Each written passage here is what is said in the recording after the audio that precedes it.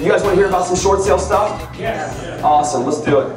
All right, so this is the philosophy, okay? This is a philosophy that's not mine. This is a philosophy that I acquired from a man, from several folks that have given tons, and have made millions of dollars. A gentleman that has a 5,000 square foot home that I looked at and I said, oh my gosh, if I do things right, I can be able to do the same thing. So let's talk about his philosophy. That's what Napoleon Hill did, right? He spent 20 years of his life talking to the most successful people in the world and getting the tips for success. And I'm going to give you some of the short sale tips for success. The first one, you've got to fill up your pipeline. In this day of age, you need to have volume because you're not going to have big, fat, 20,000 plus deals anymore with short sales. They are few and far between. So what you can't make up in gigantic, large chunks of cash, you have to do with volume. Get it out of your head that if you have 5 short sales or 10 short sales, that you're going to be able to have a successful short sale business. It's not going to happen because the reality is that there's a good chance that half of them are never going to pay you $1. So get it out of your head. Next part, accept lost deals. I've seen people that get so upset,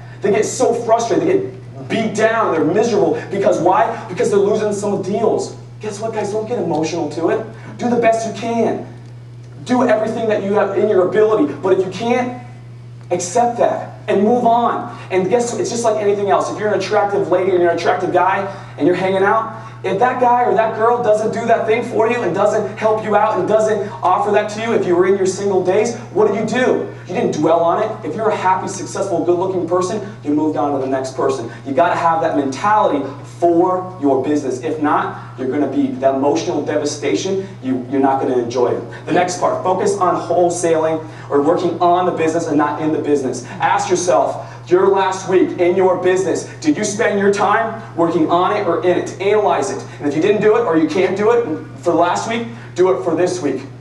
Focus on how much time that you can be able to work on your business and not in your business. Do a calculated analysis that allows you to be able to see what it is that you want to do. Work on your business and not in your business. We all know about the 3 deal parts, right? We got to focus on these 3 and compartmentalize it. You have the deal intake, the debt negotiation, and the exit, okay? Let's talk about what stupid investors spend their time on. And I was a stupid investor, okay? I probably spent more of my time in the stupid investor category than the smart investor category. And the reason why is because we're learning about the Liz Pennon's list. We're learning about it all, and we go in and we get these deals, right? We get these deals in the pipeline. We get them in, and what happens? Then we start working on the deals. You start calling Lit Loan Services and Countrywide, and we start doing all these different things. And then what happens?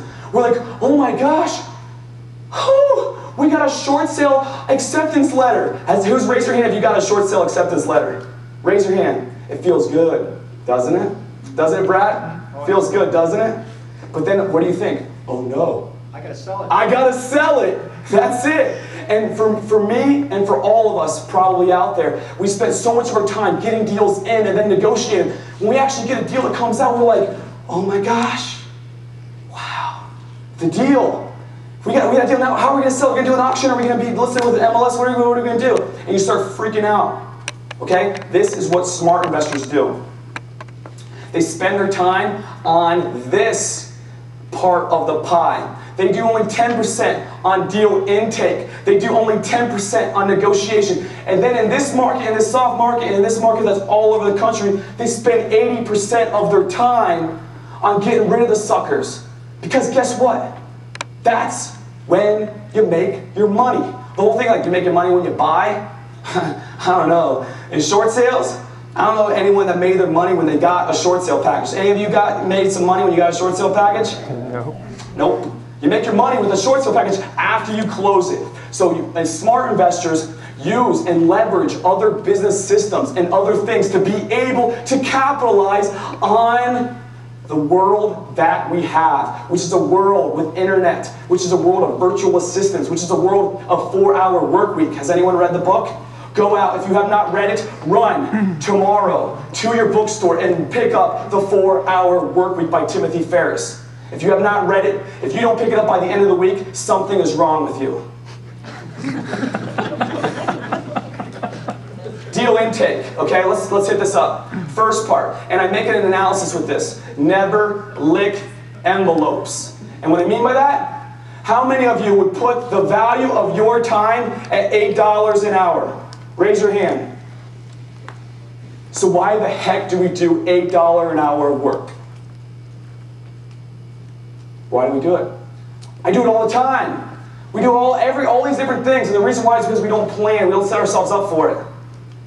Never lick envelopes. What I mean by that? Any single thing that you are doing, analyze it. I don't care what it is. If that's even going to get your rent checks, if that's going and faxing things, anything that you can do, if you don't feel like what your time is worth, then you need to go out and find somebody else to do it. You need to. And then the next part, never stop marketing. See, this is what a lot of folks do. And I did too, okay? As a stupid investor, a stupid short sale investor, or we should just say ignorant or just doesn't know, is that we do marketing, marketing, marketing, and then we get these deals and we're like, oh no, now we gotta focus on debt negotiation. And then you're like, oh no, now I gotta focus on exit. So then what do? You stop your marketing. You need to have your marketing on autopilot. You need to have it so that it's just like boom, done, taken care of, that's it. Never stop marketing. And then on the next part, when you're going to get these packages, have a sales pro. You don't even need to meet the sellers. You don't even need to know who they are, okay? I'm not saying that so that to be uncompassionate or to not take care of the people that you're serving. But guess what? The CEO of AT&T doesn't call up every single person and says, how do you like your phone service?